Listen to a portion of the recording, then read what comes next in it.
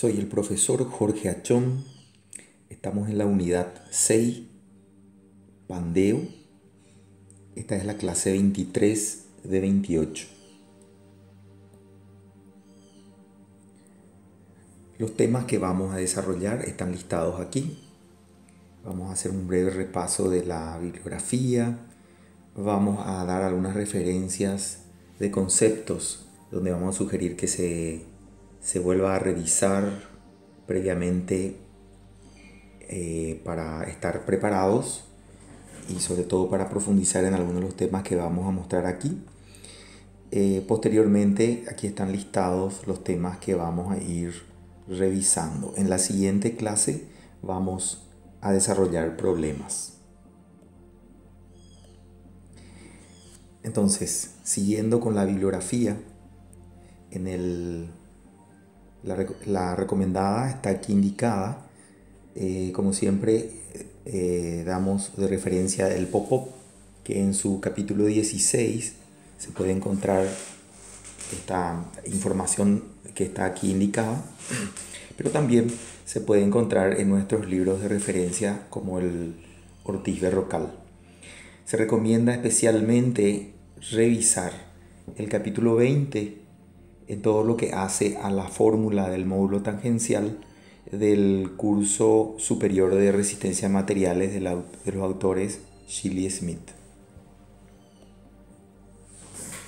También hacemos referencia a algunas normas técnicas. Bueno, en cuanto a lo que tiene que ver con resistencia de materiales 1 o conceptos previos, recomendamos fundamentalmente que se revise todo lo que tiene relación con la fórmula de Euler. Recordemos que en la parte 1 de resistencia de materiales, nosotros lo que enfocamos la mayor parte del esfuerzo en desarrollar el pandeo elástico alrededor de la fórmula de Euler. Entonces, la fórmula de Euler es una herramienta que nos permitió durante el desarrollo de resistencia de materiales 1 describir fenómenos de pandeo en piezas simples, esto es, barras sometidas a esfuerzos de compresión axiales con diferentes tipos de apoyo, pero fundamentalmente en la zona elástica, en el régimen elástico. Y cuando exploramos el régimen plástico, lo que hicimos es pasar una línea recta. Generalmente, al explorar esta zona, pasamos una línea recta que es una de las varias formas de aproximar el comportamiento de los materiales en el régimen plástico. Nosotros hoy, en este momento, vamos a revisar fundamentalmente qué es lo que pasa en esta zona, que es la zona donde el material se comporta en régimen plástico, y también vamos a estudiar cargas que no son solamente axiales, sino que también tienen cierta excentricidad, provocando no solamente un esfuerzo axial, sino también un momento flector. Eso forma parte de lo que vamos a ver en este momento. Bien, entonces, yendo un poco a algunas recomendaciones prácticas para terminar la parte del repaso, recomendamos que se tenga en cuenta, entonces, como decía recién, que en la parte relacionada con resistencia de materiales 1 nos concentramos mucho en la fórmula de Euler, en el pandeo elástico, con una explicación de línea recta en la zona inelástica. A eso se limitó todos los esfuerzos que hemos estado haciendo. Nosotros en resistencia a materiales 2 vamos a analizar columnas en la zona intermedia y también columnas cortas. Esto es, en la zona inelástica vamos a estudiar flexión compuesta en barras sometidas a compresión. También vamos a estudiar secciones compuestas y el análisis de riostras. Finalmente vamos a ver algunas recomendaciones de normas y el proceso omega. En esto va a consistir la diferencia entre lo que vimos en resistencia de materiales 1 y lo que vamos a ver en resistencia de materiales 2. Aquí hay de vuelta una información importante de lo que no incluye resistencia de materiales 1, pero sí está de alguna manera colocado en resistencia de materiales 2. Bien, entonces, entrando un poco en el tema, podemos decir que aquí se puede ver un diagrama donde se ve el comportamiento del diagrama de esfuerzo de formación a la compresión de un material. Entonces, normalmente en la zona elástica nos estamos moviendo en esta zona, y ahora lo que vamos a ver es qué pasa cuando el material pasa a la zona inelástica en términos de tensión crítica y longitud y esbeltez. Nosotros podríamos distinguir estas tres zonas bien concretas, que son la zona de columnas largas o la zona en donde la hipérbola de Euler describe perfectamente el comportamiento. Tenemos también una zona de columnas intermedias y una zona de columnas cortas. Entonces, en próximas informaciones que vamos a ver, vamos a concentrarnos en esta zona. Entonces, el pandeo en la zona inelástica o anelástica también son sinónimos. Se aborda a través de estas dos fórmulas y alguna serie de otras recomendaciones técnicas y de autores y de investigadores que tienen trabajos hechos en el análisis del pandeo. Nosotros lo que vamos a hacer es concentrarnos fundamentalmente en estas dos, y vamos a ver por qué. En realidad vamos a concentrarnos y vamos a desarrollar esta opción, y esta vamos a dejar de referencia. Entonces, los fundamentos en los cuales se basa el análisis del pandeo anelástico o inelástico se pueden ver aquí. Cuando nosotros volvemos o cargamos una pieza y esta pieza está en el régimen elástico, da igual la carga y la descarga. Sin embargo, esto no es así, se vuelve mucho más complejo cuando tenemos una pieza que, al tener deformación plástica o deformación inelástica, ocurre que el proceso se vuelve irreversible. Una vez que la pieza cambia de forma, al salir la carga, definitivamente hay una afectación que lo vuelve un proceso irreversible. Entonces, esto no era así cuando nosotros analizábamos la fórmula de Euler, en donde todo el proceso era elástico y también, por supuesto, reversible. El pandeo anelástico entonces se resuelve utilizando alguna de las hipótesis que vamos a ver seguidamente. Estas hipótesis, que son dos, las fundamentales, tienen que ver con lo siguiente. Como sabemos que hay un proceso irreversible en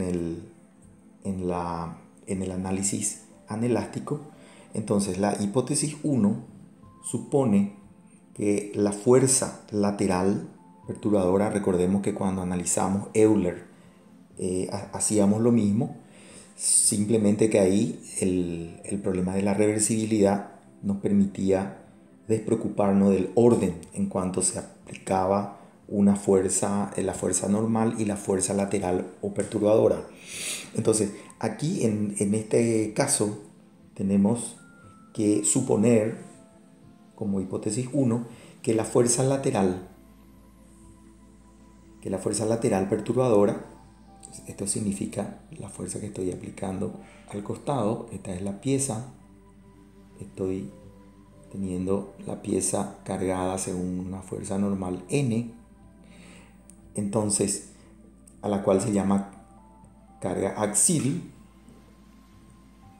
y la fuerza perturbadora lateral sería esta carga que está aquí. Entonces, se supone que la carga lateral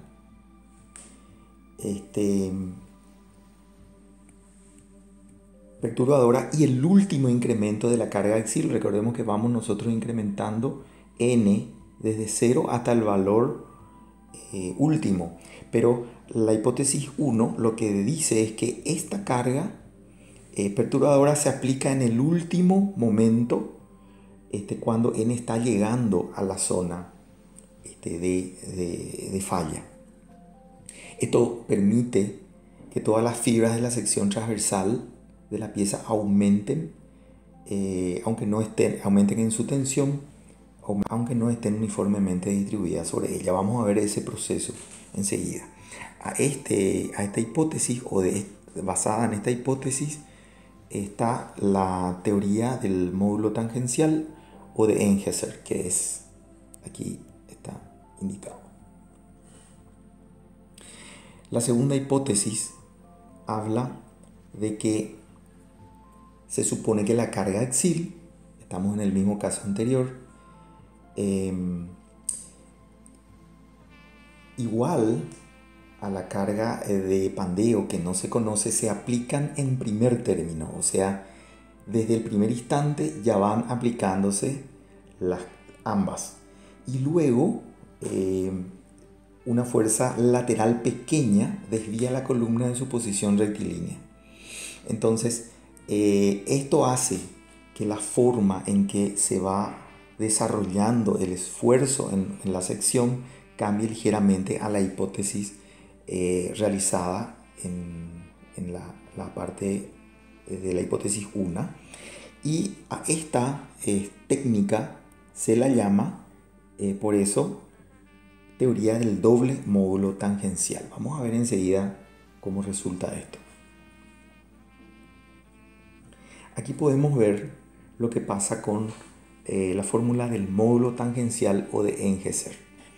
Aquí se puede ver que a medida que la carga, que empieza de un valor y va creciendo hasta llegar a la carga de límite, lo que va ocurriendo con la deformación es que va aumentando uniformemente, y en el último momento, cuando se está llegando al límite de pandeo, ahí recién aplicamos una perturbación muy pequeña que hace que se deforme este último tramo de manera diferente, provocándose una mayor tensión aquí que aquí.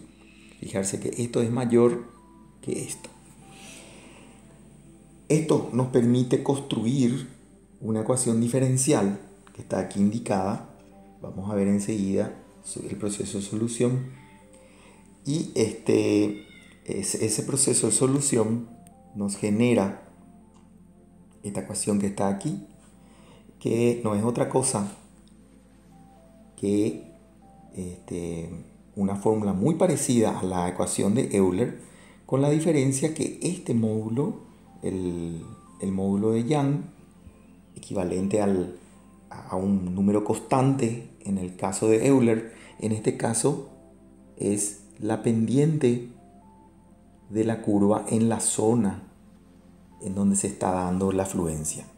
Esto no es válido, o todas estas dos hipótesis no son válidas si nosotros tenemos o tuviéramos una zona de transición entre la zona elástica y la fluencia total muy corta. O sea, si tuviéramos un material que fuera así, esta teoría no tiene validez, puesto que nosotros estamos describiendo acontecimientos en la zona de transición entre la fluencia total y la zona de comportamiento estrictamente elástico. Acá podemos ver en esta misma gráfica también la zona de Euler en donde está caracterizado por el lambda límite, y la zona que está descrita por la ecuación de Engeser. Acá se pueden ver inclusive las equivalencias. Si tuviéramos, por ejemplo,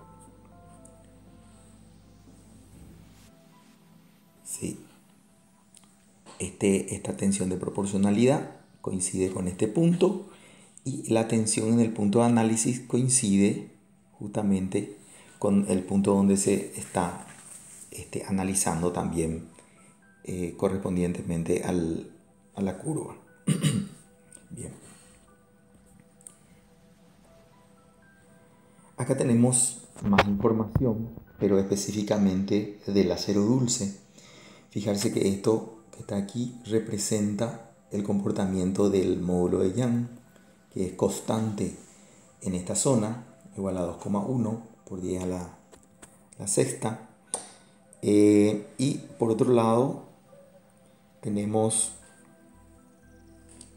los valores definidos para el lambda límite y para la tensión de fluencia de 2,8, así como está indicado aquí.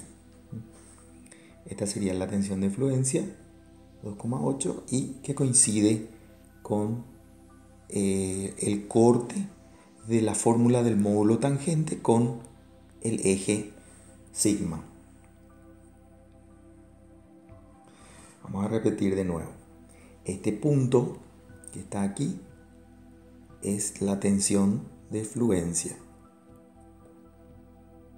y este punto que está aquí es la tensión de proporcionalidad. Entre estos dos puntos, el funcionamiento de esta ecuación es según la fórmula de Engeser. Pi cuadrado ET sobre lambda cuadrado. Okay.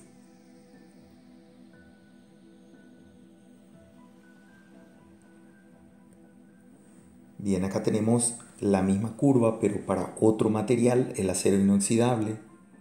Esto es interesante comparar entre un material y otro para ir entendiendo y absorbiendo la diferencia que hay. Aquí vamos a empezar otras fórmulas que tienen que ver también con más investigación hecha sobre el tema del pandeo inelástico y elástico. Por ejemplo, en las zonas inelásticas, según hemos visto en resistencia a materiales 1, podíamos describir en algunos casos como una línea recta. ¿Recuerdan que hacíamos la curva de Euler? Esta es la tensión de proporcionalidad, lambda límite, y este punto sería la fluencia. Y entre estos dos puntos tenemos una línea recta. A eso se refiere esta ecuación. Pero también tenemos diferentes ecuaciones que pueden estar describiendo lo que pasa entre este punto y este punto, dados por los investigadores Gordon Rankine, la parábola de Johnson, la fórmula de Ted Mayer. Estas son algunas de las fórmulas empíricas. Y esta ecuación, este gráfico es muy importante porque nos permite ver qué tan arriesgada o qué tan segura son las diferentes fórmulas que hemos estado viendo. Por ejemplo, la fórmula de Euler nos describe esta zona. La de Johnson haría más o menos esta ecuación. Todas van en un rango que no siempre es la fluencia, diciendo que en este rango estaría terminando el comportamiento o la descripción de las columnas cortas. Las columnas intermedias, sin embargo, están de alguna manera más descrita mejor por el módulo tangente como un límite superior por arriba, y como la más segura, la fórmula de la secante, que la vamos a ver con un poco más de detalle dentro de un momento. Fíjense que la fórmula de la secante, inclusive en la zona elástica, hace o calcula valores menores desde el test. Y por supuesto tenemos la fórmula de Ted-Mayer, que es la línea recta, Rankine. Entonces, esto nos permite ver que las diferentes técnicas en realidad definen una zona en donde se recomienda que funcionen los valores o los dimensionamientos y los cálculos de las piezas que van a estar sometidas a pandeo tienen que funcionar. Reitero que esto es válido para el acero dulce. Cada tipo de material tiene su curva. Acá vemos algunas otras fórmulas, como la del Código de Chicago de construcción, la AISC de la American Institute Steel Construction y por supuesto las normas técnicas van de alguna manera adoptando estas investigaciones. Acá están las normas brasileras, por ejemplo. Muchas veces estas fórmulas son tomadas unas de otras, o sea, los diferentes institutos de normalización utilizan la investigación realizada en otros países y se adoptan.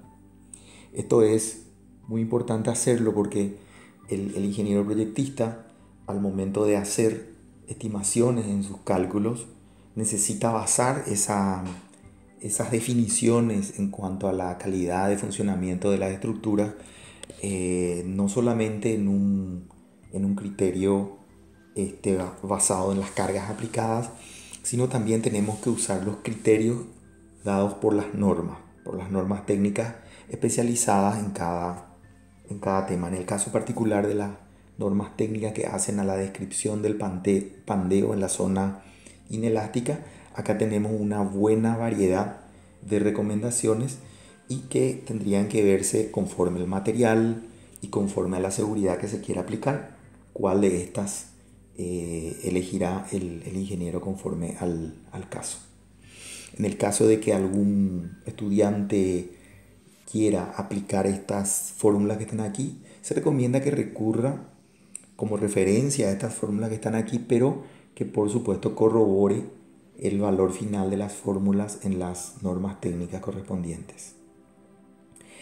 Bien, una de las cuestiones también fundamentales que vamos a ver nosotros en pandeo tiene que ver con el abordaje de la flexocompresión. Aquí nosotros vamos a ver fundamentalmente dos técnicas: la técnica de la secante y el proceso omega. Bien, el proceso o la fórmula de la secante implica, acá está la deducción, esto lo pueden ver en bibliografía, existe una gran cantidad de libros que explican esta deducción, no vamos a entrar en detalles aquí en este momento, pero se puede ver que en lo que consiste esta técnica es en asumir una excentricidad en la aplicación de la carga exterior, con lo cual se desarrolla una fórmula que nos permite, a través de este cálculo que tiene inserta una secante, por eso le llamamos fórmula de la secante, tiene un término del cual se quita la secante. Tener cuidado los que calculen este término de usar sus calculadoras en radianes.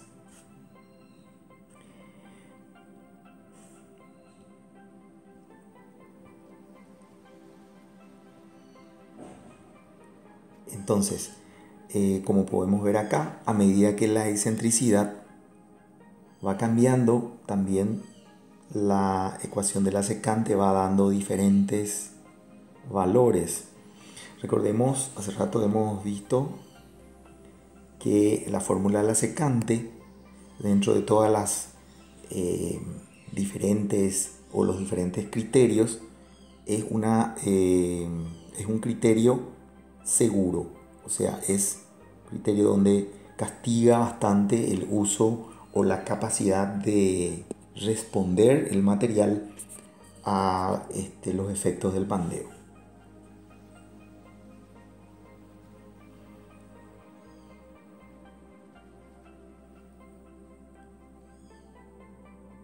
Acá tenemos también la curva tensión esbeltez, donde podemos ver que a medida que la excentricidad va cambiando, la fórmula de la secante va aproximándose a la de Euler, y a medida que la excentricidad crece, se aleja hacia una zona de mayor seguridad respecto de Euler. Y como vimos también respecto de las otras teorías y normas que tenemos en esta presentación.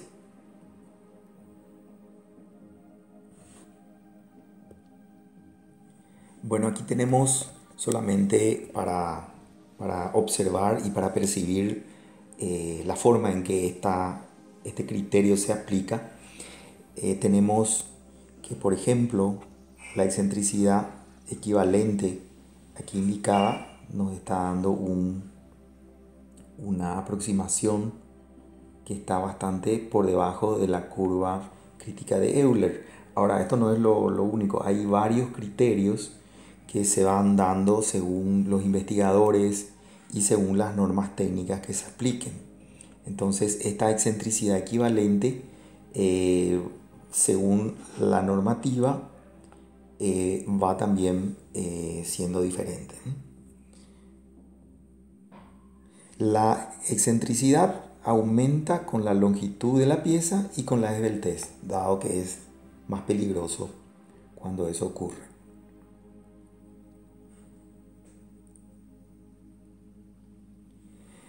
Respecto del proceso omega, vamos a ver en qué consiste.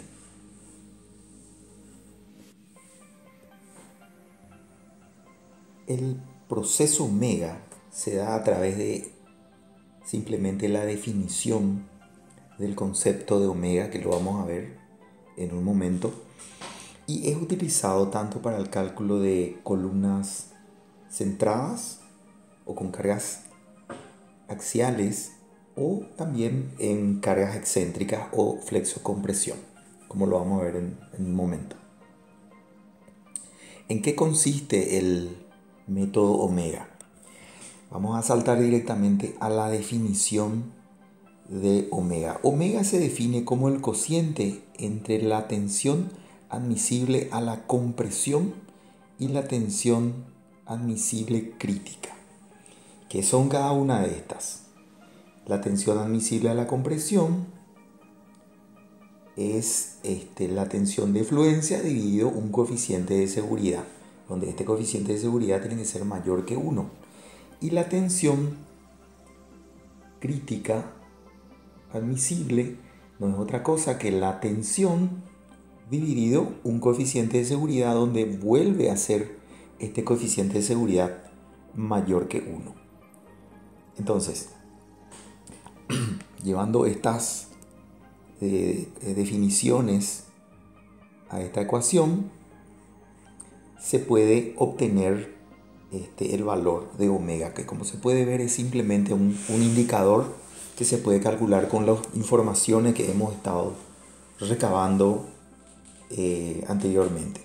Aquí hay un par de cosas importantes que también hay que tener en cuenta. En primer lugar, a veces tenemos la casualidad o el criterio, mejor criterio, de hacer que tanto el coeficiente de seguridad que vamos a usar para disminuir el valor de fluencia a un valor admisible de compresión, estoy hablando de n, como el valor del coeficiente de seguridad V, que está indicado aquí, lo que hace mejor que disminuya el valor del esfuerzo aplicado y baje a un valor admisible. En caso de que ambos coeficientes los hagamos iguales, una vez simplificado, el coeficiente omega es directamente igual a la afluencia sobre el sigma crítico. Esto es un caso particular de la definición de omega. En realidad, omega depende del tipo de material y del grado del test. Otro dato importante que tenemos que tener en cuenta es que muchas veces las normas técnicas nos están diciendo que la tensión admisible a la compresión es el 60% de la tensión de fluencia. Esto es un dato que podemos también utilizarlo, pero por supuesto siempre es mejor recurrir a las tablas de las normas y de los libros para quitar el valor exacto. Aquí podemos ver algunas gráficas de las curvas de pandeo y coeficiente omega de un material particular que es el acero A37. Aquí vemos, por ejemplo, estos valores son muy importantes. Normalmente en la zona elástica hacemos trabajar con valores de lambda menores a 200. Eso es por un tema de seguridad. Acá se puede ver que siendo que este gráfico sale de una norma, no nos está permitiendo pasar de 150. Entonces la zona elástica se comporta en esta zona y la zona inelástica, por su lado, tiene el comportamiento que está acá indicado. Se puede ver en esta información cómo varía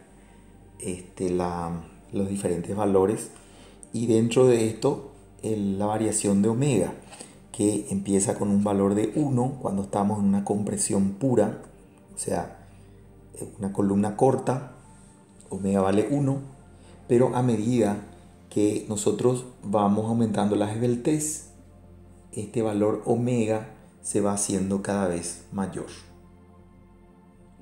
A omega también se le llama coeficiente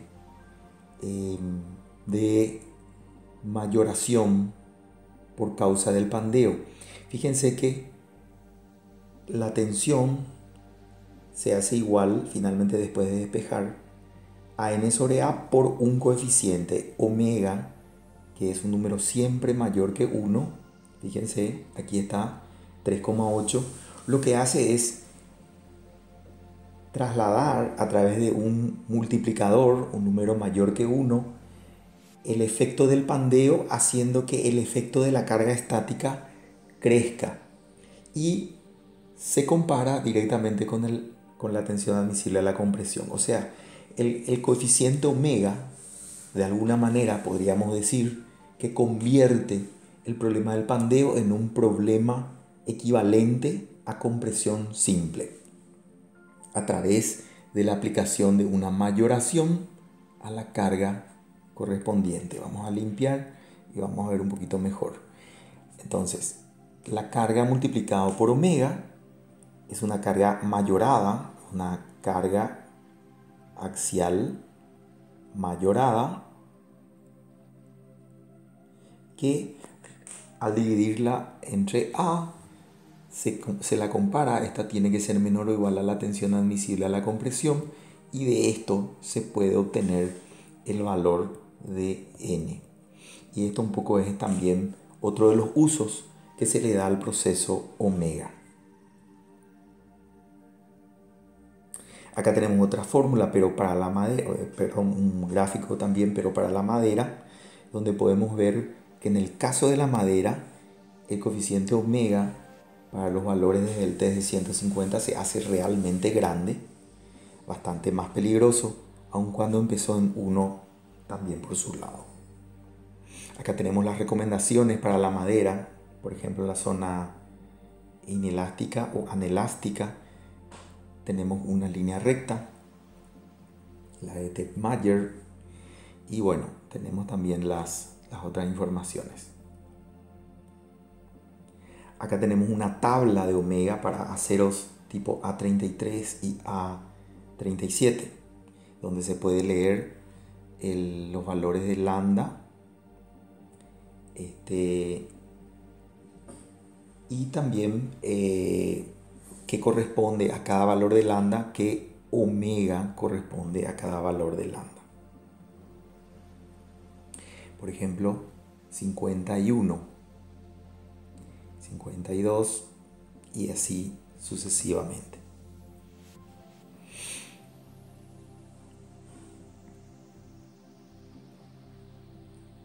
Bueno, acá hay algunas fórmulas aproximadas para el cálculo de omega. Se puede ver para la 0A ST37, el ST52.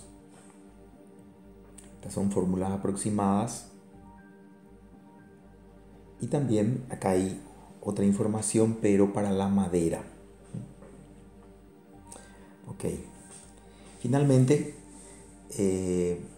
cómo también es utilizada el coeficiente omega. Justamente en el problema de la flexocompresión, nosotros usamos el coeficiente omega para escribir una fórmula que es muy parecida a la fórmula de la flexocompresión, pero este coeficiente que está aquí lo multiplicamos por omega para mayorarlo y el efecto de la flexión lo ponderamos con un factor que para el caso de la madera es 0,85. En el caso del acero, este coeficiente va a cambiar y vamos a ver enseguida. Entonces, la tensión admisible a la compresión, como está aquí, la tensión, perdón, miremos esta zona de la ecuación, la tensión, que es igual a esta expresión que está aquí, tiene que ser menor o igual a la tensión admisible a la compresión. En esta fórmula, que la vamos a ver más en los problemas, M es el momento flector que provoca la carga exterior N. W sub R es el momento resistente, que no es otra cosa que la distancia a la fibra más lejana, dividiendo a la inercia en la dirección de la flexión. O sea, este momento genera una flexión. Vamos a suponer que esta sea la sección y N esté aplicado aquí. Entonces el momento M sería este. Entonces, si este es Z y este es I, W sub R sería la inercia respecto de Z dividido H sobre 2. Esto lo vamos a ver en más detalle después.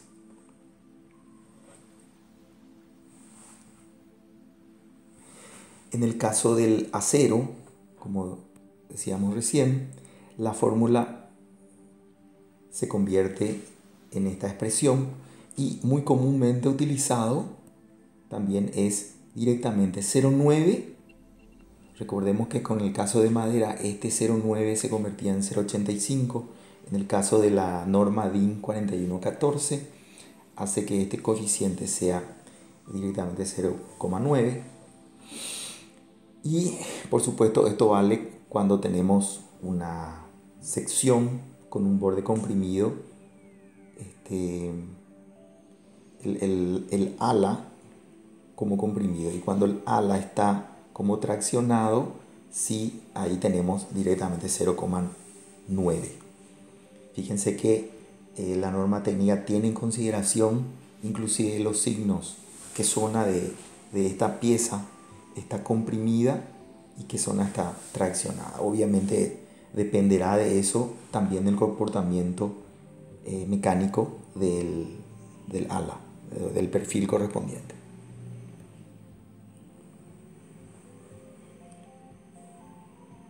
Bien, para el siguiente tema que vamos a revisar tiene que ver con la consideración que se hace para componer secciones de madera que van a trabajar al pandeo. Aquí vemos algunos casos que vamos a ir viendo cuando nosotros observamos esto, tenemos tres casos: el caso 1, el caso 2 y el caso 3. Analizando estos tres casos vamos a poder entender en general todos los casos adicionales que puedan surgir. En general, cuando nosotros analizamos secciones de madera, se considera que existe un eje material, que es el eje que corta a las piezas. Acá en este caso el eje material sería el eje X. En este caso también el eje X. Acá en este caso no hay eje material porque no hay ningún eje que sea centroidal y que corte la pieza. Acá no tenemos eje material. Acá y acá sí tenemos eje material. Y el eje Y es un eje imaterial. Acá sí es un eje material. Y este es también un eje imaterial. ¿En qué consiste la técnica para resolver este problema? Obviamente que el pandeo mejora la capacidad de pandeo, obviamente mejora la capacidad de pandeo cuando más inercia nosotros colocamos a la pieza. O sea, si la longitud de la pieza es siempre constante y dividimos por una inercia que es creciente, que va subiendo, entonces el cociente, que es lambda, va a ser cada vez menor. Recordemos que cuando menor es lambda, cuando más estamos hacia la zona de columnas cortas, la capacidad de trabajo del material es más grande. Y cuando más nos movemos a la derecha, la capacidad del material es menor. Entonces uno puede tener una inclinación, una tentación de separar las piezas de madera para crear una gran inercia en la dirección, por ejemplo, donde podríamos tener tal vez una carga aplicada. Pero lo que nos dice esta técnica y esta norma es de que eso tiene un límite. No se puede separar ilimitadamente o sin tener en consideración aspectos de diseño. Aun cuando mejoremos, no va a ser tanto como en realidad uno pudiera quererlo. Entonces, la técnica consiste en que en los ejes materiales, o sea, cuando nosotros analicemos el pandeo alrededor del eje X, directamente aplicamos las ecuaciones que hemos aprendido anteriormente, con el cuidado de que estas distancias, la separación entre las dos secciones, sea menor o igual que el doble del ancho. Esto sí se da, entonces existe un trabajo de cuerpo de esta sección y el comportamiento alrededor de este eje del pandeo, alrededor del eje X, se da por esta ecuación. Ahora bien, alrededor del eje Y no ocurre lo mismo. Vamos a ver aquí. Alrededor del eje Y, que es un eje imaterial, en todos los casos donde tengamos ejes imateriales va a ocurrir lo mismo. Entonces, con el eje imaterial, lo que debe hacerse es calcular un nuevo valor de inercia que se logra sumando la inercia, pero todo junto. Fíjense, es inercia I sub 0 sería la inercia de juntar estas dos partes en una sola, a la inercia de esta sección en la dirección X se le llama I sub 0, y de componer la inercia respecto del eje Y menos esta inercia sub 0 dividido 4. O sea, el hecho de que separemos las piezas no se convierte totalmente esa separación en una mejora de la inercia, aun cuando apoye o cuando también colabore. Un cuarto finalmente de esa inercia I sub I termina aportando a la inercia total, y 3/4 sería la inercia como si fuera está todo unido. Entonces, para el caso de esta sección, vamos a ir al caso más extremo. Para el caso de esta sección que tiene dos ejes inmateriales, lo que se hace es, en ambos ejes se junta esto que está aquí, se constituye en la inercia I sub 0, que está aquí, y se calcula correspondiente valor. Con este valor se calcula la inercia en la dirección I, con ese valor de la inercia del radio de giro en la dirección I se calcula lambda, y con lambda las tablas se calcula omega. Finalmente, la tensión tiene que ser, admisible a la compresión, tiene que ser mayor que la M por W sobre A. Vamos a corregir, tiene que ser así. Muy bien. Acá tenemos otro aspecto también importante. Cuando tenemos separaciones hechas por riostras o por uniones, estas son uniones, aquí esta pieza de madera en general va a tener un comportamiento como un todo, pero también puede llegar a tener pandeos locales. O sea, esto habría que verificar tanto la pieza general, o sea, esta pieza como un conjunto, y también el pandeo localizado, o sea, ahí donde tenemos entre las dos piezas, entre las dos riostras, esto puede también generarse un fallo. Las riostras son convenientes que se pongan en los tercios medios, y esto tiene que ver con la ecuación de Euler.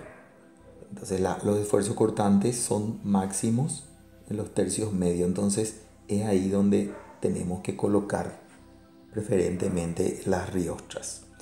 Para más información, recomiendo volver a revisar la ecuación, la deducción de la ecuación de Euler sobre el esfuerzo cortante máximo en los tercios medios.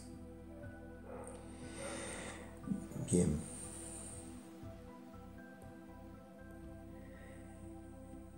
Para proseguir, hacemos simplemente un repaso que venimos hablando en forma permanente en esta asignatura.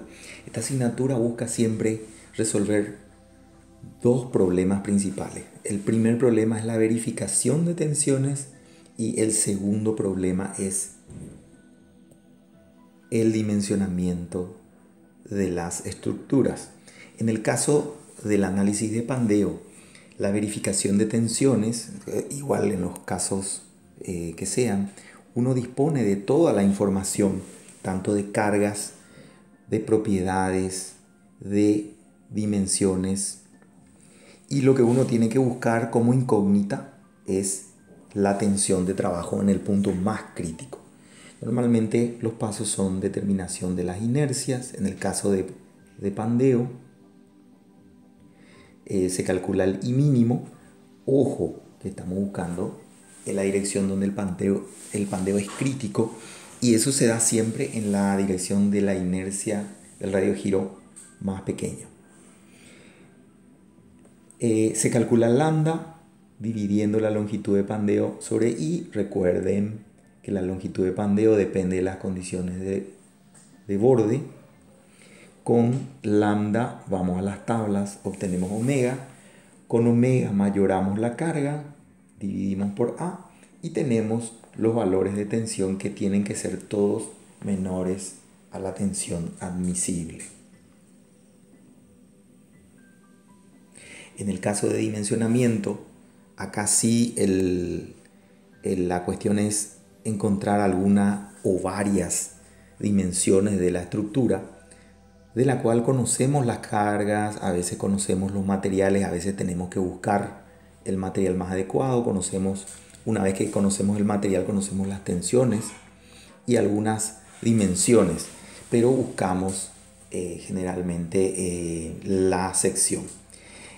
Como aquí nos aparecen raíces cuadradas, cuadrados, tablas, etc., para poder arrancar un ejercicio de pandeo donde tengamos que dimensionar, necesitamos adoptar una sección y proceder a los tanteos, o sea, verificar que se cumplan todas las condiciones. Recurriendo a las tablas con las suposiciones hechas de sección, se van calculando otra vez las dimensiones, los valores de las tensiones. Si esos valores de las tensiones son o dan signos de mucha mayoración o que está muy sobredimensionada la estructura, vamos disminuyendo la sección, así sucesivamente hasta lograr que la tensión admisible sea lo más parecida a las tensiones de trabajo. Y esa sería la forma general de resolver los problemas de pandeo en cuanto a dimensionamiento.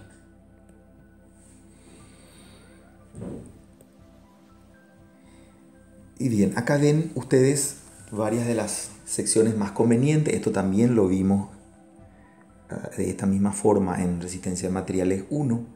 Esto se da porque las capacidades de pandeo de todas estas piezas son las mismas casi en todas las direcciones, con lo cual realmente la capacidad de trabajar al pandeo es casi la misma en ambas direcciones.